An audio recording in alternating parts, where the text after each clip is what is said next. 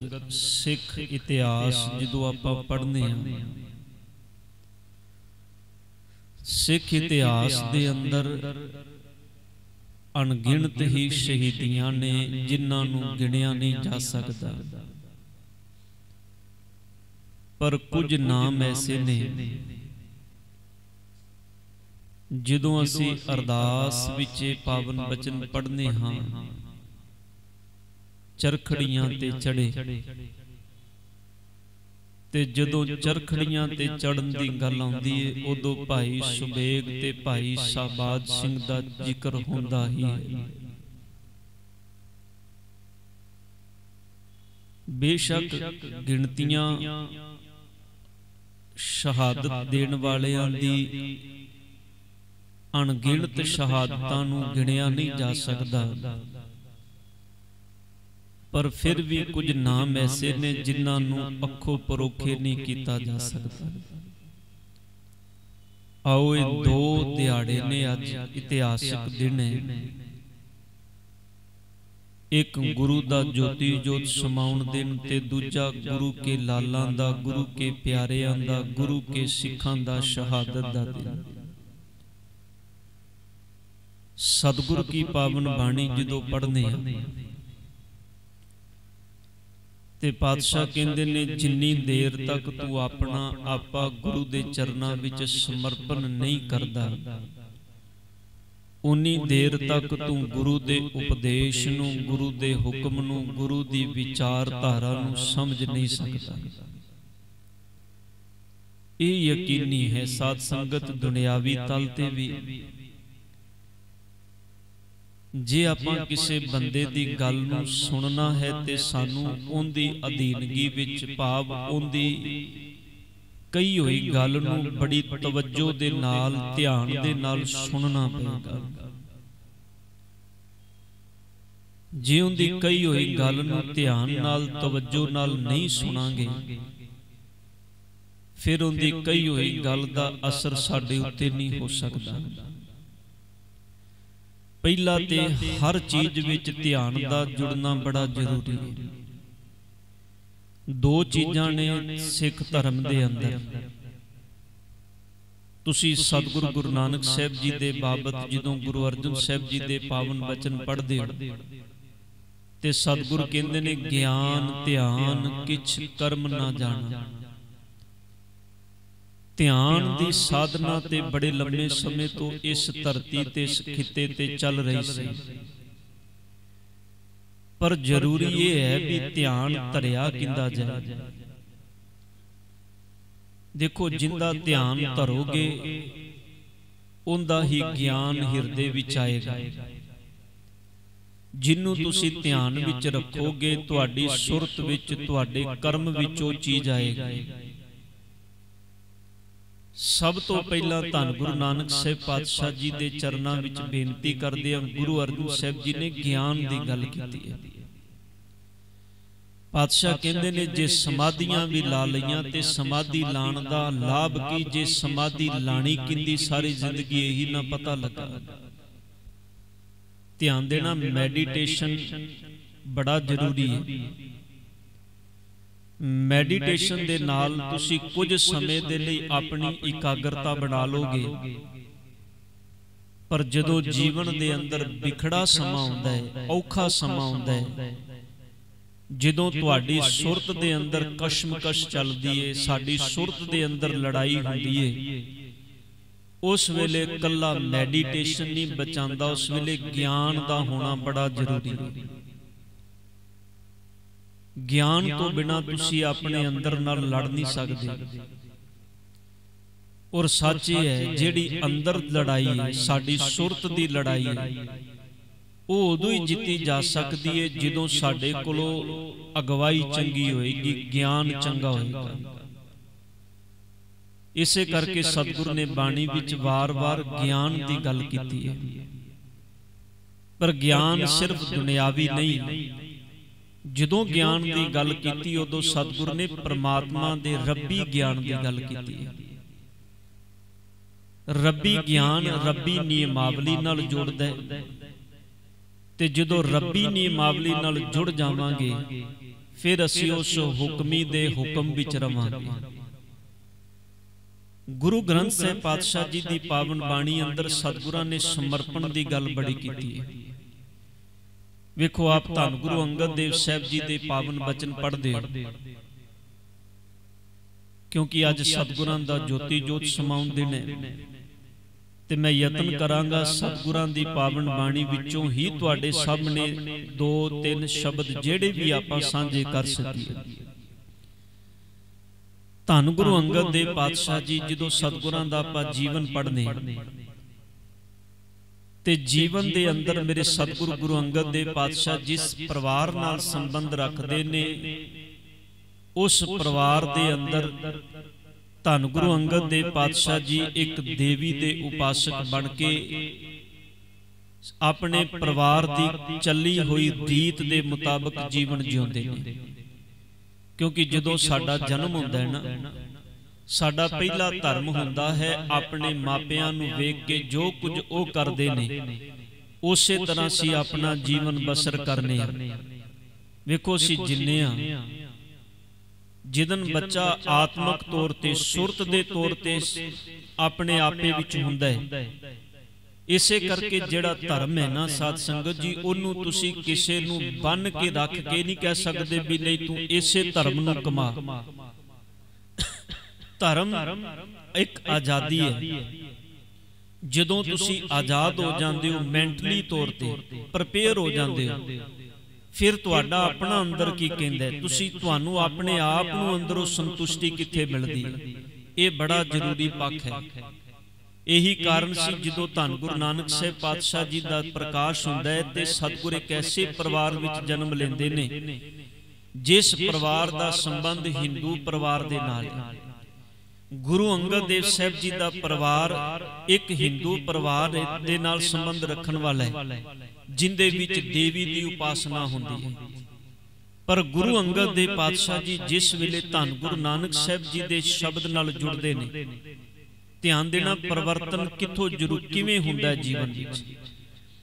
जद धर्म की जदों गल सतगुर ने बाणी विच कीती है ते ध्यान देना दो चीज़ां ने। गुरु अंगद देव पातशाह जी कोल पुछया भी सतगुर जी धर्मी कौन हुंदा है ते पापी कौन हुंदा है, ते गुरु पातशाह जी ने अपने श्लोकां विच बचन कहे। पातशाह कहंदे ने जो धर्म कमावे तिस धर्म नाउ होवे, पाप कमाणे पापी जानिए। ये शब्द शुरू होता है श्लोक मनमुख मनमुखा केरी दोस्ती माया का संबंध, देख दिया ही भज जान कदे ना पायन बंद। सतगुरु गुरु अंगद देव पातशाह कहंदे ने धर्मी वो बंदा है जिहड़ा धर्म नूं कमांदा है, ते पापी वो बंदा हुंदा है जिहड़ा पाप नूं कमांदा है। बड़ी सिंपल जी परिभाषा है, डेफिनेशन है। हुण धर्म नूं कमाण तो पहला धर्म की समझ होनी बड़ी जरूरी है भी धर्म है कि एक मड़ी नूं पूजना भी धर्म है, एक कबर नूं पूजना भी धर्म है। धर्मी लोकां दी निगाह विच जिहड़े उन्हां नूं पूजदे ने उन्हां लई ओह धर्म है। जिहड़े लोग संसार दे अंदर जगत दे अंदर लोकां नूं भरमां दे अंदर पांदे ने उन्हां दे लई भी धर्म वो एक बुनियाद है। उसनूं धर्म कहंदे ने जिन्हों बाबे नानक ने भरम आखिया। पर सच है धर्म नूं कमाण तो पहला धर्म की सोझी होनी बड़ी जरूरी है। पर सोझी उदों आउंदी जदों बंदा सच नाल जुड़दा है, अखां खोलदा है। ताई ते गुरु अंगद देव साहब जी ने बचन के पावन बाणी विच पातशाह कहंदे ने आ मैं तैनूं दसां कि तू रब नूं परनाह किवें सकना है, तेरे जीवन विच रब्बी प्यार पैदा किवें हो सकदा है। सतगुरु जी कृपा करके दसो भी होएगा किवें हो। ते पातशाह कहंदे ने कम करी इन्हां अखां नाल तू दुनिया वेखना है। वेखो जदों असीं जम्मे रब ने सानूं दृष्ट दित्ती वेखण दी, असीं इन्हां अखां नाल वेखिया, इन्हां अखां दे नाल संसार दिसिया, लुकाई दिसी, वनस्पति दिसी, जो कुछ इन्हां अखां नाल बाहरी तौर ते असीं वेखिया। हुण जो कुछ वेखिया असीं इन्हां अखां दे नाल, उहदे विचों जो वेखिया उहदी परिभाषा कुछ साडी सुरत ने घड़ी, कुछ सानूं समाज विचों मिली। कुछ चीज़ां ऐसियां ने जिहड़ियां साडे परिवार ने समाज ने निर्धारित कीतियां भी तू वेखना किवें है। कुछ चीज़ां ऐसियां ने जिदन मैनूं समझ आई, मेरे अंदर ने मैनूं समझाया भी तू वेखना की है। पर धन गुरु अंगद देव पातशाह कहते ने काम करी जे वेखना है ना ते सतगुरु कहते ने अखी बाजो वेखना विन कन्ना सुनना। पातशाह कहते ने जेड़ी दृष्ट तेरे कोल है उस दृष्ट दा त्याग कर दे। ते सतगुरु जी फिर केड़ी दृष्ट नाल वेखीए? सतगुरु कहते ने दृष्ट नाल वेखना है ते फिर गुरु दी दृष्ट नाल वेखीए। ध्यान देना, ये जिहड़ा बचन है जदों धन गुरु अंगद देव साहब जी गुरु नानक पातशाह जी दे चरनां विच गए, भाई लहणा जी ने उन्हां दे अंदर विचार कित्थों पैदा होए? भाई जोध जी रोज इसे पिंड दे अंदर जिथे जिस पिंड दे अंदर तां भाई लहणा जी रहिंदे ने, इसे पिंड दे अंदर ही भाई जोध जी रहिंदे ने, जिहड़े गुरु नानक साहब जी दे बड़े प्यारे सिख ने। गुरु नानक साहब जी दे चरनां नाल जुड़े हुए, पातशाह जी दी बाणी नाल प्यार, बाणी पढ़न वाले, रोजाना सवेरे उठ के भाई जोध जी जिहड़ा पिंड दा खूह सी उस खूह दे उपरों पानी कढ के आए गए दी सेवा करदे सन, जिन्हों पानी दी जरूरत हुंदी सी, क्योंकि उस समा ऐसा सी। ध्यान देना, पिंडां दे अंदर खूह भी वंडे हुए सन। शूदर ने पानी कित्थों भरना है, वैश्य ने पानी कित्थों भरना है, ब्राह्मण ने पानी कित्थों लैना है। पर भाई जोध जी गुरु नानक साहब जी दे चरनां नाल जुड़े हुए रोज सवेरे खूह ते बह के सेवा करदे ने। ते इसे खूह ते भाई लहणा जी दे कन्नां दे विच एक शब्द पिया सी बाबे नानक दी बाणी दा। उस एक शब्द नूं सुनिया ते भाई लहणे ने सवाल किया भाई जोध नूं भी जिहड़ी तुसीं बाणी पढ़ रहे सो। वेखो असीं जदों इतिहास पढ़ने साध संगत मैं खिन बेनती करां भी जिन्ने भी इतिहासक पक्ष असीं वेखने आ, भावें वो गुरु अमरदास साहब जी दा जीवन आपां पिछले दिनी साझा कीता है, भावें आपां भाई सज्जण दी गल करने आ, किन्ने पक्ष ऐसे ने जिथे सिर्फ एको ही चीज समझ विच आंदी भी एक शब्द सुनिया, सज्जण ने एक शब्द सुनिया, धन गुरु नानक साहब जी दे चरनां विच अपना कर्म छड्ड के, जिहड़ा उनदा कर्म सी लोकां नूं ठगण दा, वो ठगण वाला काम छड्ड के वो सज्जन बन गया। असल जदों असीं गुरु अमरदास साहब जी दा जीवन पढ़ने आ, सिर्फ एक शब्द सुनिया, अंदर प्यार बन गया भी मैनू लैके चलो। बीबी अमर नूं कहंदे ने जिस गुरु दी बाणी पढ़दे हो मैनू उस गुरु कोल लैके जाओ। भाई लहणे ने कोई शब्द सुनिया ते भाई जोध नूं आखिया जिंदा शब्द पढ़दे हो इहदे नाल मुलाकात कित्थे होएगी, ये कित्थे मिलणगे? ते भाई जोध ने आखिया भी जे इन्हां नाल मुलाकात करनी है ते तुहानूं करतारपुर साहिब दी धरती ते जाना पएगा। ये उस वेले दी घटना है जदों धन गुरु नानक पातशाह जी करतारपुर शहर दे अंदर ये शहर वस चुका है। धन गुरु नानक साहिब पातशाह जी ने शहर नूं आप अपने हत्थी खड़ा कीता है। इत्थे धन गुरु नानक पातशाह जी इस नगर दे अंदर खेतीबाड़ी करदे ने, सतगुरां दा अपना खेतीबाड़ी दा किता है। इस नगर दे अंदर धन गुरु नानक साहब जी रहिंदे ने। भाई जोध दे अंदर प्यार सी, ओ नगर विच गुरु नानक साहब जी नूं मिलन लई तुर पए। तुरे जिस दिन चले सन उस दिन उन्हां दे मन विच कोई ख्याल है भी मैं भाई लहणा जी ये चल के मन के चले ने भी गुरु नानक साहब जी नूं मिलना है। ध्यान देना, मैं जिस शब्द की गल कर रहा भी अखी बाजो वेखना विन कन्ना सुनना, इस वक्त तक भाई लहणा जी दे कोलों सिर्फ अपनी सुरत जिस सुरत नाल वो वेखदे ने, उस सुरत दे विचों एक शब्द प्रगट होया है भी मेरी मुलाकात ऐसे मनुख दे नाल हो जाए, ऐसे इंसान नाल हो जाए जिंदी बाणी इन्नी पवित्र है, जिंदे बोल इन्ने पवित्र ने, ऐसे इंसान नाल मेरी मुलाकात हो जाए, शायद मेरे जीवन विच कुछ तब्दीली आ जाए। चले ने धन गुरु नानक पातशाह जी ने उन्हां दे घोड़े दीयां वागां फड़ियां। ये असीं घटना सारे जानदे, मैं उनकी डिटेल विच नहीं जाना। सतगुरु पातशाह जी अपने घर पहुंचते ने।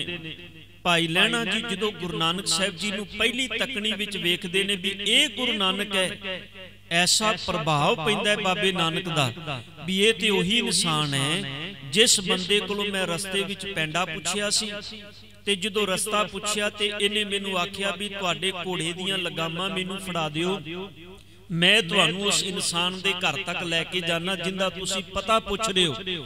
ते ध्यान देना, जिहड़ा पता पुछण वाला है वो जवान है, वो चिट्टी काली दाड़ी वाला है ते घोड़े ते बैठा है, ते जिहड़ा रस्ता दस रहा है बाबा नानक जी बुजुर्गी दे विच ने।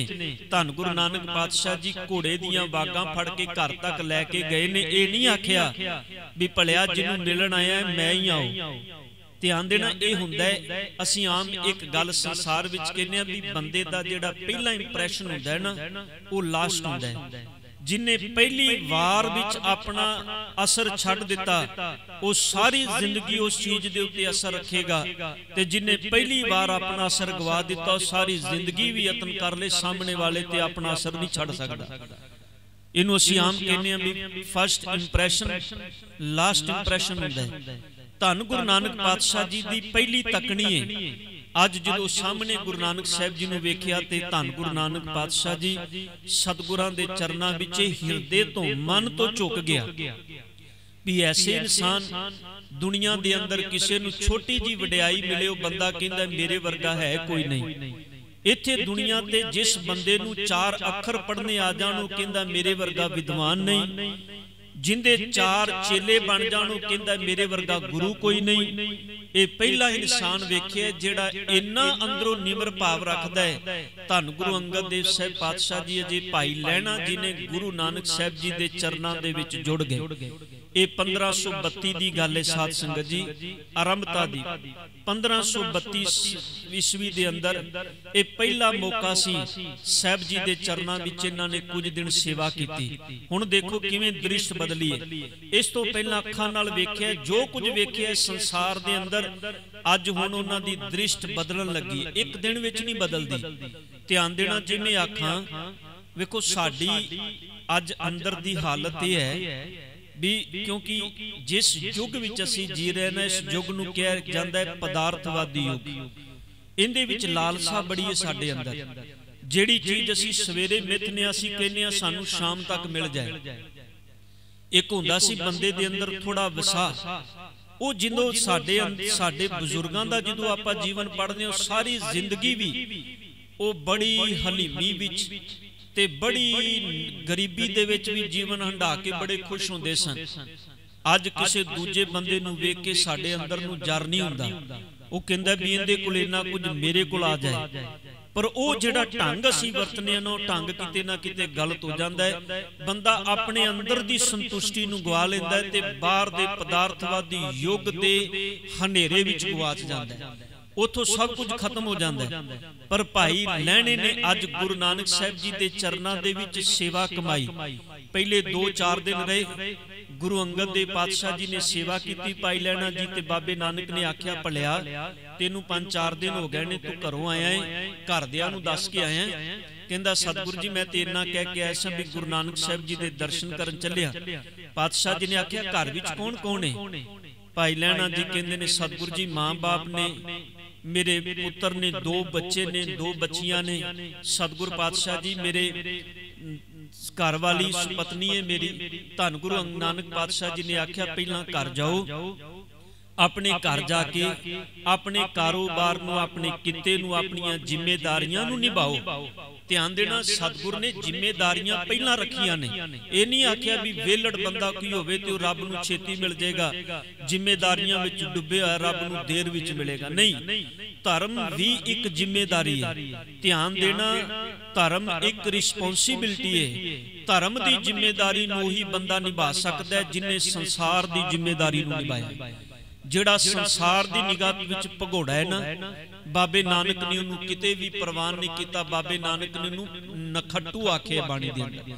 ਤੁਸੀਂ ਇੱਕ ਬਚਨ ਪੜੋ ਮੇਰੇ ਸਤਿਗੁਰ ਬਾਬੇ ਨਾਨਕ ਦਾ ਹੀ ਹੈ। ਪਾਤਸ਼ਾਹ ਕਹਿੰਦੇ ਨੇ ਮਖੱਟੂ ਹੋਏ ਕਹਿ ਕੰਨ ਪੜਾਏ। ਸਾਹਿਬ ਕਹਿੰਦੇ ਨੇ ਘਰ-ਬਾਰ ਛੱਡ ਦਿੱਤਾ ਤੇ ਨਖੱਟੂ ਹੋ ਗਿਆ। ਆਮ ਪੰਜਾਬੀ ਵਿੱਚ ਅਸੀਂ ਕਹਿ ਦਿੰਦੇ ਹਾਂ ਜਿਹੜਾ ਕੁਝ ਨਾ ਕਰਦਾ ਹੋਵੇ ਨਾ, ਅਸੀਂ ਉਹਨੂੰ ਕਹਿੰਦੇ ਆ ਵੀ ਤੇ ਨਖੱਟੂ ਹੈ।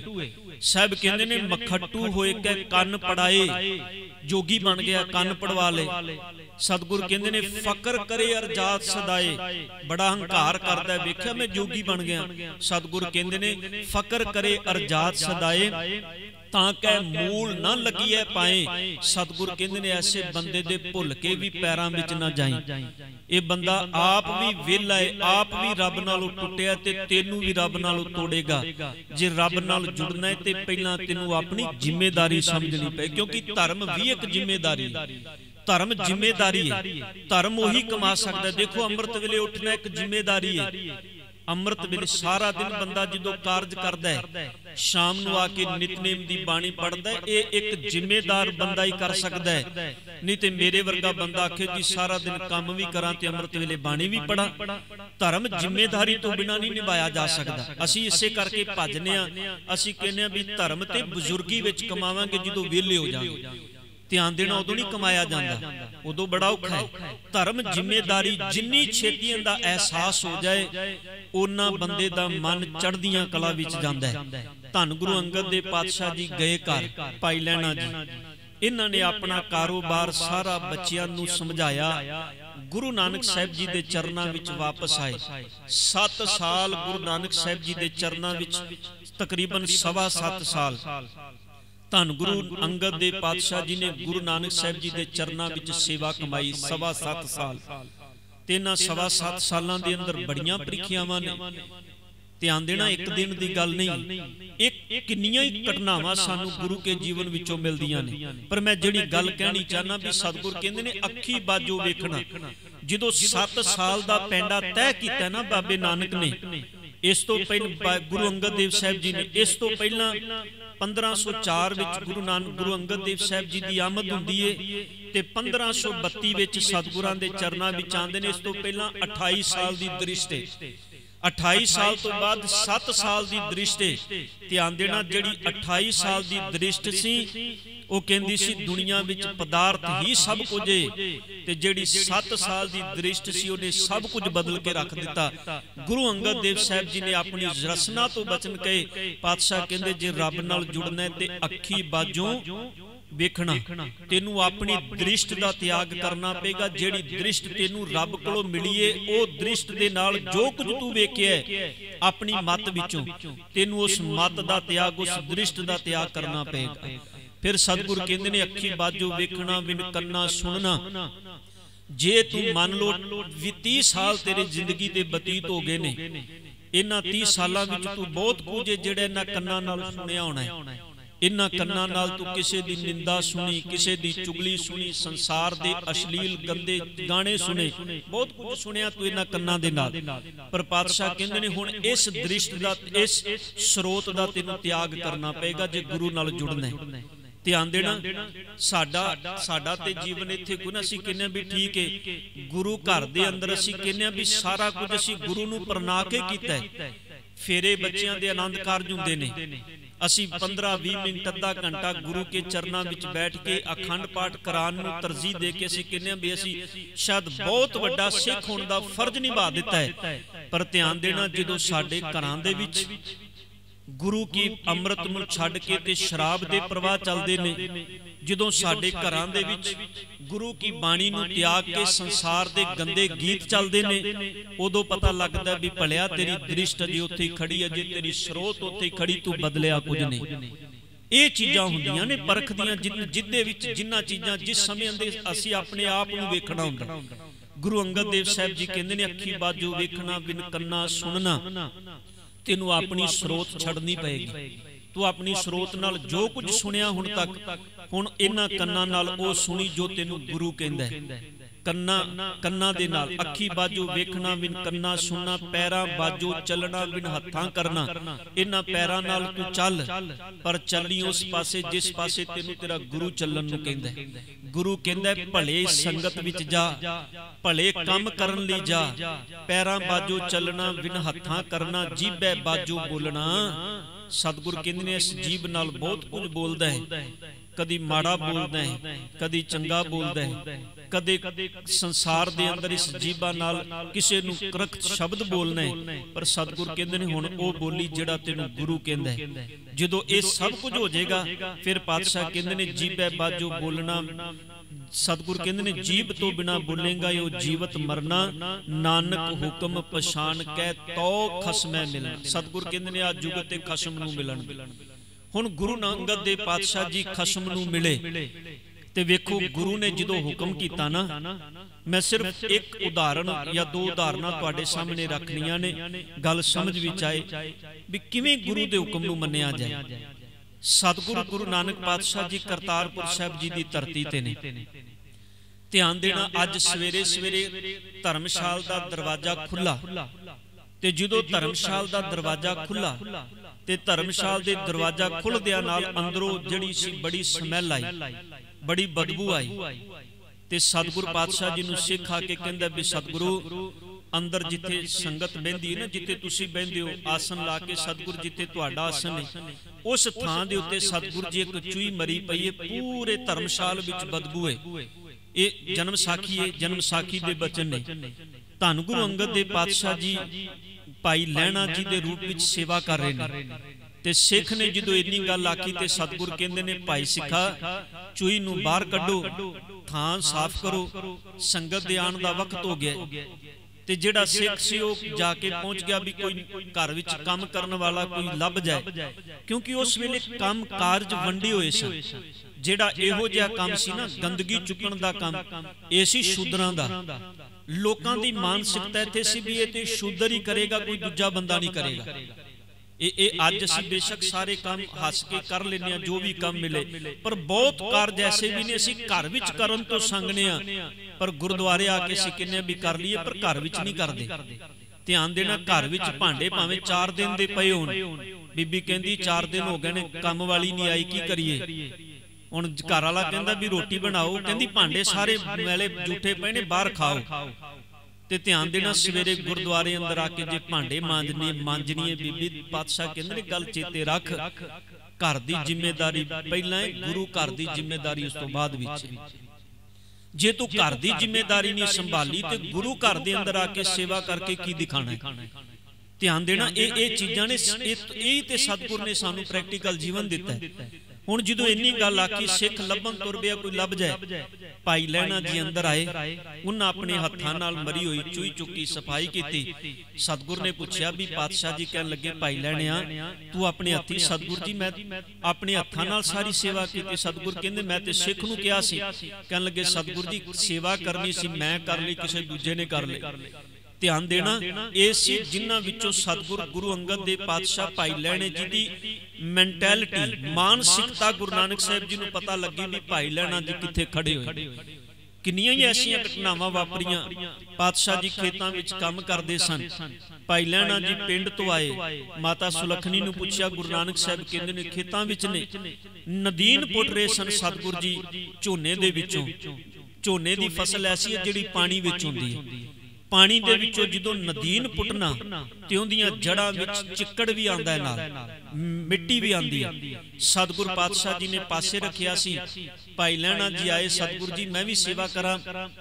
ਧੰਨ ਗੁਰੂ ਨਾਨਕ ਸਾਹਿਬ ਕਹਿਣ ਲੱਗੇ ਕਰੋ। ਸੇਵਾ ਕਰਨ ਲੱਗੇ ਤੇ ਨਦੀਨ ਦੀ ਥਾਂ ਤੇ ਜਿਹੜੇ ਝੋਨੇ ਦੇ ਬੂਟੇ ਸਨ ਉਹ ਹੀ ਪੱਟੀ ਜਾਣ।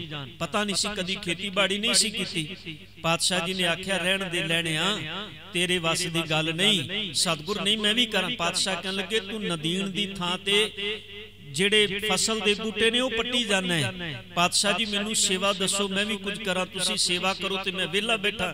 ਪਾਤਸ਼ਾਹ ਕਹਿੰਦੇ ਕੰਮ ਕਰ, ਆ ਪੰਡ ਵੱਜੀ ਪਈ ਹੈ ਨਦੀਨ ਦੀ, ਚੁੱਕ ਕੇ ਘਰ ਲੈ ਜਾ। ਹੁਣ ਭਾਈ ਲਹਿਣੇ ਨੇ ਕੱਪੜੇ ਬੜੇ ਸੋਹਣੇ ਪਾਏ ਸਨ, ਪੰਡ ਚੁੱਕੀ ਨਦੀਨ ਦੀ, ਮੋਢੇ ਤੇ ਰੱਖੀ, ਸਿਰ ਤੇ ਰੱਖ ਲਈ। ਹੁਣ ਜਦੋਂ ਸਿਰ ਤੇ ਰੱਖੀ ਤੇ ਮਿੱਟੀ ਜਿਹੜੀ ਸਾਰੀ ਕੱਪੜਿਆਂ ਤੇ ਪਈ। ਘਰ ਗਏ ਤੇ ਮਾਤਾ ਸੁਲੱਖਣੀ ਨੇ ਜਦੋਂ ਵੇਖਿਆ ਤੇ ਗੁਰੂ ਨਾਨਕ ਸਾਹਿਬ ਨੂੰ ਆਖਿਆ, ਧੰਨ ਗੁਰੂ ਨਾਨਕ ਪਾਤਸ਼ਾਹ ਮੇਰੇ ਸਿਰ ਦੇ ਮਾਲਕ ਜੀ, ਭਾਈ ਲਹਿਣਾ ਜੀ ਅਜੇ ਹੁਣੇ ਘਰੋਂ ਆਏ ਸਨ, ਉਹਨਾਂ ਦੇ ਕੱਪੜੇ ਸਾਰੇ ਖਰਾਬ ਹੋ ਗਏ ਨੇ, ਸੇਵਾ ਕਿਸੇ ਹੋਰ ਨੂੰ ਕਹਿ ਦੇਣੀ ਸੀ। ਤੇ ਧੰਨ ਗੁਰੂ ਨਾਨਕ ਸਾਹਿਬ ਕਹਿਣ ਲੱਗੇ, ਸੁਲੱਖਣੀਏ ਜਿਹੜੇ ਤੈਨੂੰ ਚਿੱਕੜ ਦੇ ਛਿੱਟੇ ਨਜ਼ਰ ਆਉਂਦੇ ਨੇ, ਇਹਨਾਂ ਨੂੰ ਮੇਰੀ ਦ੍ਰਿਸ਼ਟ ਨਾਲ ਵੇਖ, ਤੈਨੂੰ ਸਮਝ ਆਏਗੀ ਇਹ ਚਿੱਕੜ ਨਹੀਂ, ਅਸਲ ਵਿੱਚ ਕੇਸਰ ਹੈ। ਗੱਲ ਸੀ ਸਿਰਫ ਸਮਝਾਉਣ ਦੀ ਵੀ ਜੋ ਸਾਨੂੰ ਚੀਜ਼ ਮਲੀਨਤਾ ਨਜ਼ਰ ਆ ਰਹੀ ਹੈ ਨਾ, ਜਦੋਂ ਗੁਰੂ ਦੀ ਦ੍ਰਿਸ਼ਟ ਵਿੱਚ ਵੇਖਾਂਗੇ ਫਿਰ ਪਤਾ ਲੱਗੇਗਾ ਵੀ ਗੁਰੂ ਇਸ ਚੀਜ਼ ਨੂੰ ਕਿਸ ਐਂਗਲ ਵਿੱਚੋਂ ਸਾਨੂੰ ਵੇਖਣ ਨੂੰ ਕਹਿੰਦਾ ਹੈ। ਤੇ ਜਦੋਂ ਇਸ ਅਵਸਥਾ ਵਿੱਚ ਬੰਦਾ ਪਹੁੰਚ ਜਾਂਦਾ ਹੈ, ਫਿਰ ਧੰਨ ਗੁਰੂ ਨਾਨਕ ਸਾਹਿਬ ਜੀ ਕਿਰਪਾ ਕਰਦੇ ਨੇ। ਭਾਈ ਲਹਿਣੇ ਨੂੰ ਲਹਿਣਾ ਨਹੀਂ ਰਹਿਣ ਦਿੱਤਾ। ਸਤਿਗੁਰ ਨੇ ਭਾਈ ਲਹਿਣੇ ਨੂੰ ਆਪਣੇ ਅੰਗ ਨਾਲ ਲਾ ਕੇ ਗੁਰੂ ਅੰਗਦ ਬਣਾ ਕੇ ਥਾਪਿਆ। ਧੰਨ ਗੁਰੂ ਅੰਗਦ ਦੇ ਪਾਤਸ਼ਾਹ ਜੀ 1539 ਈਸਵੀ ਨੂੰ ਗੁਰਤਾ ਗੱਦੀ ਤੇ ਬੈਠਦੇ ਨੇ। ਧੰਨ ਗੁਰੂ ਨਾਨਕ ਸਾਹਿਬ ਜੀ ਦੇ ਜੋਤੀ ਜੋਤ ਸਮਾਉਣ ਤੋਂ ਪਹਿਲਾਂ ਗੁਰਤਾ ਗੱਦੀ ਤੇ ਬੈਠਦੇ ਨੇ ਤੇ 1552 ਤੱਕ ਸਤਿਗੁਰ ਜੀ ਇਸ ਜ਼ਿੰਮੇਵਾਰੀ ਨੂੰ ਸੰਭਾਲਦੇ ਨੇ। ਅੱਜ ਦੇ ਦਿਨ ਸਤਿਗੁਰ ਜੀ ਜੋਤੀ ਜੋਤ ਸਮਾਉਂਦੇ ਨੇ। ਹੁਣ ਜਿਹੜੇ ਗੁਰੂ ਦੀ ਦ੍ਰਿਸ਼ਟ ਨਾਲ ਵੇਖਦੇ ਨੇ, ਦੂਜਾ ਪੱਖ ਜਿਹੜੇ ਸਿੱਖਾਂ ਦੀ ਅੱਜ ਸ਼ਹਾਦਤ ਦਾ ਦਿਨ ਹੈ, ਭਾਈ ਸੁਬੇਗ ਸਿੰਘ ਤੇ ਭਾਈ ਸ਼ਾਹਬਾਜ਼ ਸਿੰਘ, ये दोवें प्यो पुत्र सन। ध्यान देना, जो जकरिया खान का समा आया ना, उन्हें बड़े यत्न किए। सतगुरु पातशाह जी दे जिन्ने सिख सन, इन्हां सिखां दे सिरां दे मुल रखे, कोई गल ना बनी। मुड़ के संधियां कीतियां सिखां नाल भी किते साडी पैज रह जाए, भी इन्हां नाल संधि कर लो, मुकाया नहीं मुकदे, सानू भी नहीं जीण देंदे, सानू भी समाज विच संसार विच साह नहीं लैण देंदे, क्योंकि उन्हां दा कर्म सी समाज नूं दुरकार के फिटकार के ते जिहड़े गरीबड़े लोग सन उन्हां नूं दबा के रखना। सिख बर्दाश्त नहीं सन करते। हुण जदों समा आया, भाई सुबेग सिंह जी ये सरकारी ठेकेदार सन। हुण तुसीं कहो भी ये सरकारी ठेकेदार सन, फिर चरखड़ी ते क्यों चढ़ाया? भाई सुबेग सिंह जी का बड़ा उच्चा रुतबा सी जकरिया खां दे दरबार दे विच। जदों सिखां नाल कोई गलबात करनी हुंदी सी ते जकरिया खां भाई सुबेग नूं अगे करदा हुंदा सी।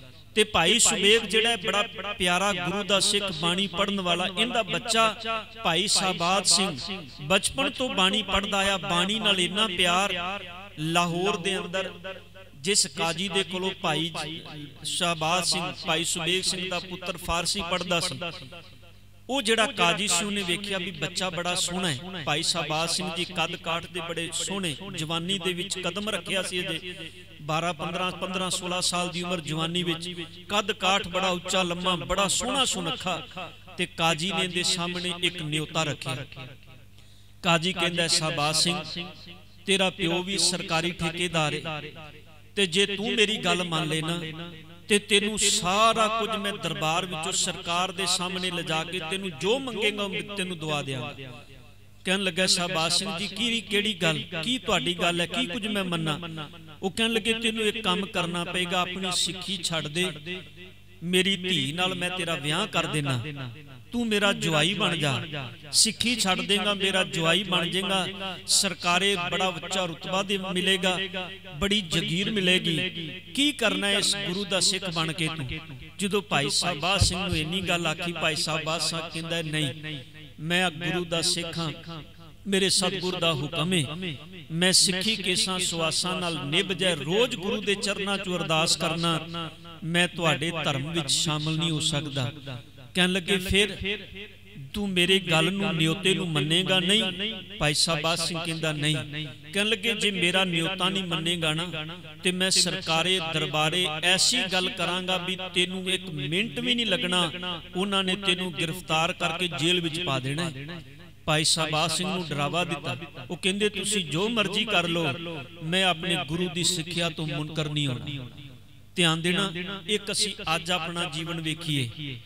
किसी अदीब दे बड़े प्यारे बोलने कहंदा है, दुश्मना ते की गिलाई पातशाह दे पातशाह, वेच दित्तियां तेरे सरदारां खुद सरदारियां।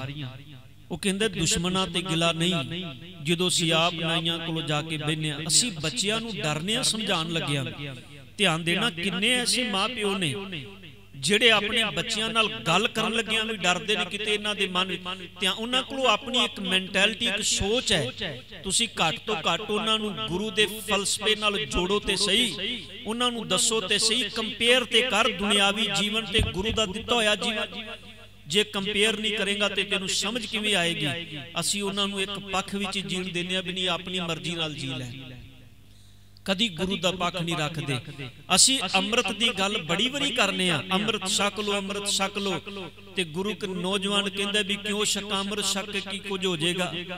ते ध्यान देना, कदी ये नहीं समझाते भलिया अज ते किते तू किसे शराब दी दुकान तो बोतल भी शराब दी खरीद के पीना है ना, ते उंदे ते भी लिखिया हुंदा है शरीर दे लई हानिकारक ना पी, ते तेरा गुरु ते जदों अमृत छकेगा तेनू कुरैतां कहंदा है। गुरु कहंदा है भुल के भी चार कुरैतां ना करी। जे चंगा जीवन जीना है, चंगा जीवन जीना है ते चार चीज़ां नूं पल्ले बन लई, ते सच जानी सानू गुरु दीयां गल्लां चंगियां नहीं लगदियां। कोई दुनियावी बंदा के कह दे, असीं कह दिंदे भी चलो ठीक है तुहाडी गल मान लैंदे। यह है ना किते साडे अंदर भी कमी। गुरु पातशाह जी दा प्यारा सिख भाई शाहबाज सिंह, ते इस काजी ने जाके दरबार विच गल कर दित्ती, कहन लगे ये जिहड़ा सुबेग सिंह दा पुत्र है ना शाहबाज सिंह, इन्हें जिहड़ी मुहम्मद साहब जी दी बेटी है फातिमा, जिहड़े मुहम्मद साहब जी ने ना, मुहम्मद साहब जी दा रुतबा इस्लाम दे अंदर सब तो वड्डा है। मुहम्मद साहब जी दी जिहड़ी बेटी सी उहदा नाम सी फातिमा। कहन लगे ने मुहम्मद साहब दी बेटी फातिमा दे खिलाफ बड़े भैड़े बोल बोले ने। इन्नी कहण दी देर सी भाई शाहबाज सिंह नूं जेल विच कर दिता गया। इक्को ही गल रखी गई भी मुसलमान बन जा, शहीद कर देंगे।